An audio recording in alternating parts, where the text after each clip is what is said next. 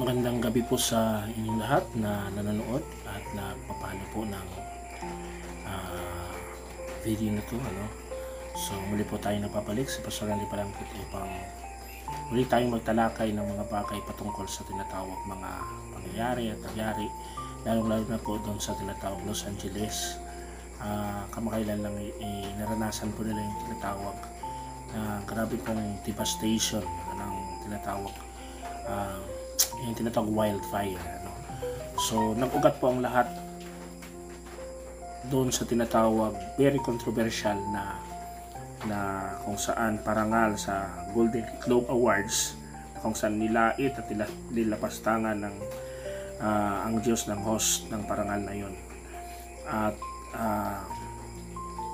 paglipas lamang ng 2 araw ay naranasan po yung tinatawag grabe pong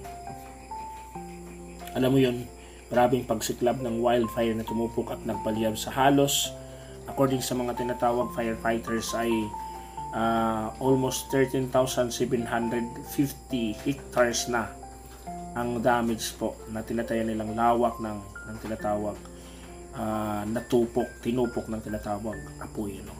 And sa tantiya ng mga experts, almost 135 million to 150 million US dollars na po ang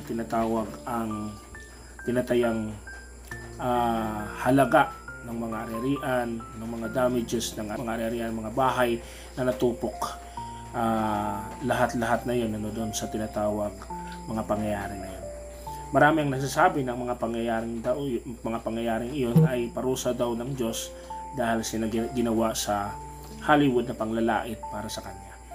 Alam niyo po mga kapatid, ang paglait at paglapastangan sa Diyos at sabihing nakahigit tayo sa Kanya ay hindi magandang ideya at isang kahangalan, sapagkat alam natin na hindi natin madadaya ang Diyos. Sabi ng Bible sa Galatians, we cannot deceive God. God is not mocked, that whatever we sow, we will reap. Hindi natin madadaya ang Diyos na kung anong itinanim natin, yun ang ating haanihin.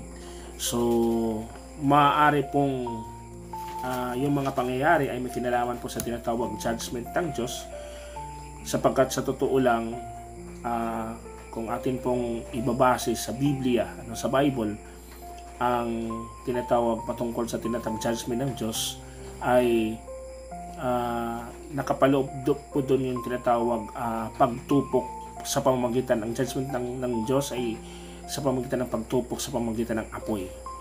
Isa po dito mga example ay ang nangyari sa tinatawag Sodoma at Gomora, na kung saan ay pinaulanan pa ng Diyos, tinupok po niya yung lugar ng Sodoma at Gomora sa pamamagitan ng apoy. Yung judgment ay binigay niya ay sa pamamagitan ng apoy.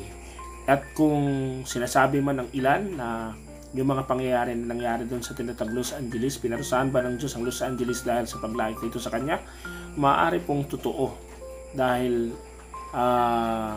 napaka imposible naman na ganon kalawak, ganon kalaki yung tinatawag ganon kalawak at ganon kalaki yung tinatawag epekto ng tinatawag pagliyab po ng tinatawag apoy at pagtupok po doon sa tinatawag mga kabahayan doon, particular sa tinatawag Los Angeles, doon sa Beverly Hills, doon sa may malapit sa tinatawag sa Hollywood. So yun po yung tinatawag mga pangyayari. Tignan po natin kung ano yung sinasabi sa Biblia.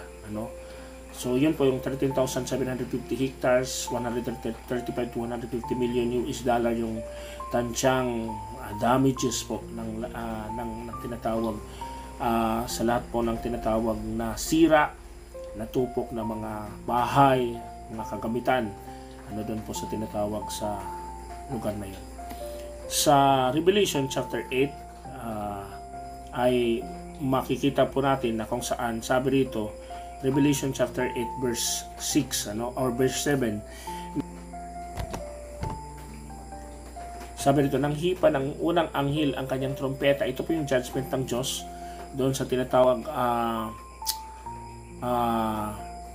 seven trumpets. Doon na po ito sa tinatawag Great Tribulation na mangyayari at magaganap sa tinatawag end times, sa huling mga panahon, na kung saan ibubuhos po ng Diyos yung kanyang judgment, ang kanyang tinatawag parusa dito po sa mundo. So sa lahat ng mga tao na hindi kumikilala sa Diyos, sa lahat ng mga tao na hindi po nire-recognize ang Diyos, ay pagdating po ng panahon ay meron pong tinatawag judgment na igagawad ang Diyos sa lahat ng mga tao na hindi kumilala sa Kanya. At yung judgment na ito, kasama dun sa tinatawag seven trumpets na judgment ng Panginoon, is sabi dito, verse 7, nang hipa ng unang anghel ang kanyang trumpeta, umulan ng yelo at apoy na may kahalong dugo.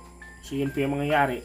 Nasunog ang ikatlong bahagi ng lupa, ang ikatlong bahagi ng mga punong kahoy, at lahat ng sariwang damo. So meron pong pagtupok na mangyayari, pagsunog.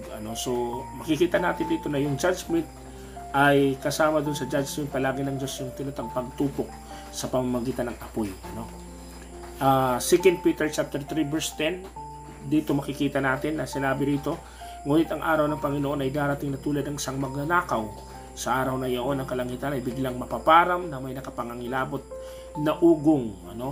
Matutupok ang araw, buwan at mga bituin, at ang lahat sa lupa ay malalantad. So sabi dito, matutupok ang araw, buwan at mga bituin, at ang lahat ng nasa lupa ay malalantad. So tutupukin, susunugin itong mundo na to, lahat ay malalantad. Matutupok ang araw, buwan at mga bituin sa pamamagitan ng apoy. Sa pamamagitan ng apoy. Revelation chapter 20 verse 14, pagkatapos ay tinapon sa lawang apoy. Ito yung tinatawag final judgment na ng Diyos, na kung saan lahat ng mga tao na hindi kumilala sa Kanya ay ang sentensya ay itatapon na doon sa tinatawag lawang apoy, ang kamatayan, at ang Hades. Ang lawang apoy na ito ang pangalawang kamatayan.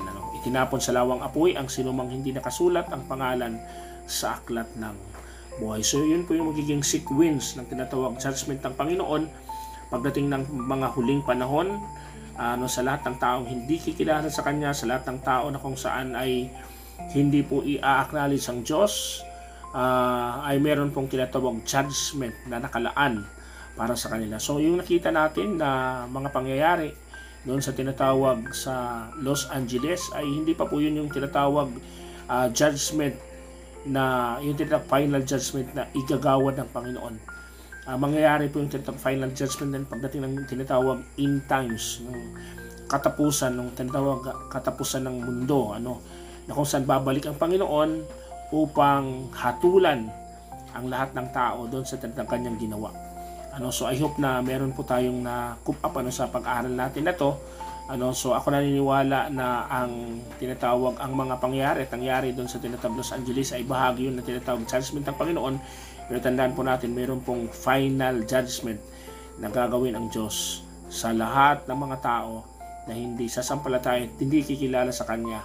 At yung final judgment ay yung tinatawag pagtapon doon sa tinatawag lawang apoy, yung tinatawag lake of fire, na kung saan yun yung tinatawag ultimate final judgment sa lahat ng mga tao na kung saan ay hindi po tumugon at hindi po sila tinatawag hindi po nila inacknowledge ang Diyos sa kanilang buhay, hindi po nila bigyan ng puwang ang Diyos sa kanilang buhay. Ang nag-aantay po sa kanila, especially sabi rito, tinapon sa lawang apoy ang sinumang hindi nakasulat ang pangalan sa aklat ng buhay. So I hope mayroon po tayong nakuha sa ating pag-aaral sa mga ito. God bless you po. And see you po sa sunod na mga video natin.